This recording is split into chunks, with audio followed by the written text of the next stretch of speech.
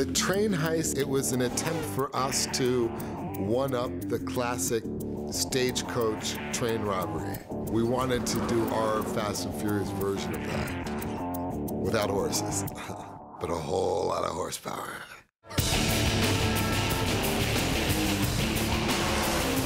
There is no limits on this.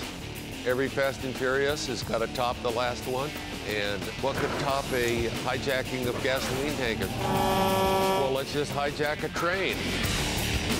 Let's cut right through the side of the train and pull cars out of it. The train sequence, the key for us was how much can we do practical opposed to how much was going to end up being green screen or computer generated. Could we bring in the vehicles and the train and actually do it practically? And I think we've executed that to probably 90%. We had to get permission to basically own a piece of railroad, working railroad, and then we had to buy trains, and then we had to, build these trucks that were able to go up against the trains. I think the train sequence was our biggest accomplishment because the heist trucks were really built from scratch, right there in our shop. A truck showed up from Industrial Metals with a bunch of steel, and from that, we built a vehicle out of it. Looking at the vehicle itself, we basically designed the suspension very similar to a monster truck with the big four-link bars and the large axles. The reason for this is we need to have tremendous durability and we need to be able to carry a lot of speed over rough terrain.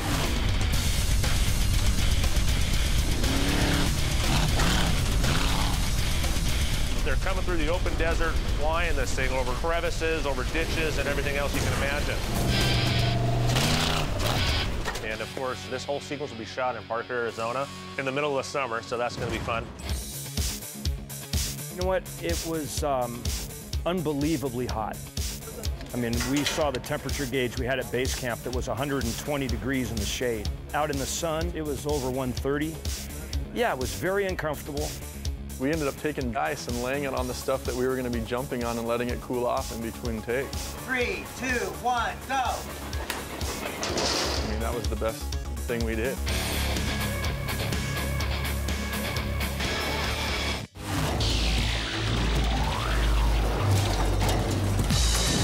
We had the train set at 45 miles an hour.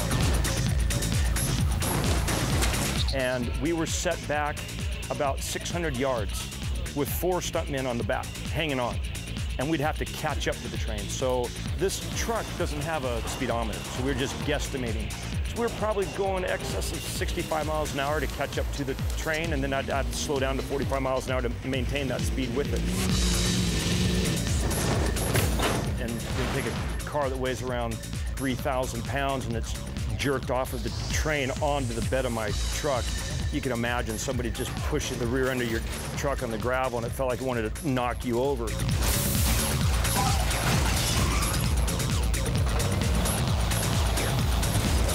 A little nerve-wracking. When this truck was launched and jumped into the train, it was phenomenal. It was very exciting to see this truck weighing 10,000 pounds being pulled across the desert to hit a jump ramp to go into the side of a train. It's not something you see every day. Okay, guys, train's moving. Roll, cameras!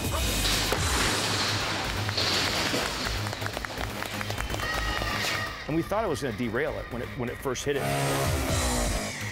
The train got up on its side. I thought, oh my God, it's going over. I mean, we were like millimeters off, If it was just a little bit more push, that train would have overturned and it would have just killed the production. But the couplings from the other boxcars locked in and it brought it back down.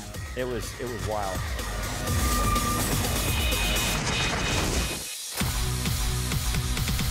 And then I wanted a car to be jumping out of the train at full speed.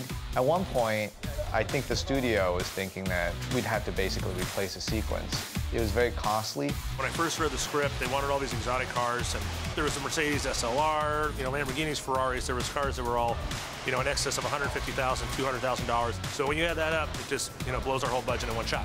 So we had to come up with a cheaper alternative. So our final sequence was Corvette. I actually like my childhood favorite cars, so it all worked out well. Once that car comes out of there, It's going to come out at about 70 miles an hour.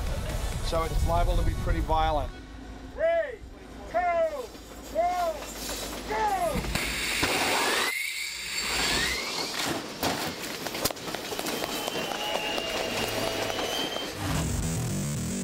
For the finale of the sequence, we've got to throw this Corvette off of the edge of the canyon. We used basically an air cannon and launched the Corvette into the water down below. We did it in 2 passes, one where the stunt guys jump into the water from the same platform. Hey, here we go. Here we go. Set. 3, 2, 1, go.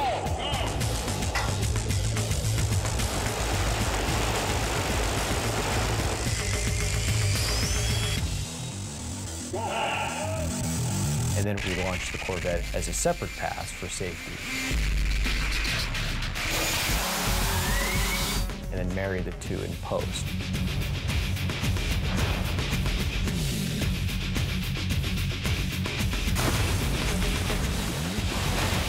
Once Vin and Paul come up from the water, that's them.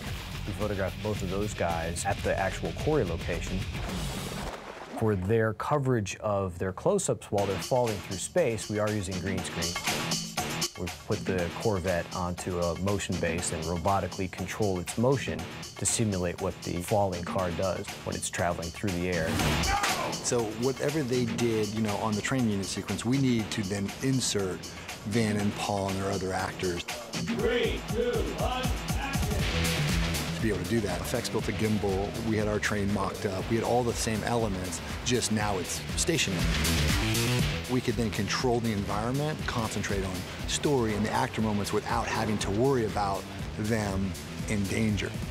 I've had friends come out and visit and they're like, "Are you kidding me? This is what you do for a living?" I'm like, "Yeah, dude, you think it'd be any other way?" You know, this franchise especially, you get to play every day. And 10 years later, I'm still doing stuff that I hadn't touched before, I hadn't seen before. It's unbelievable.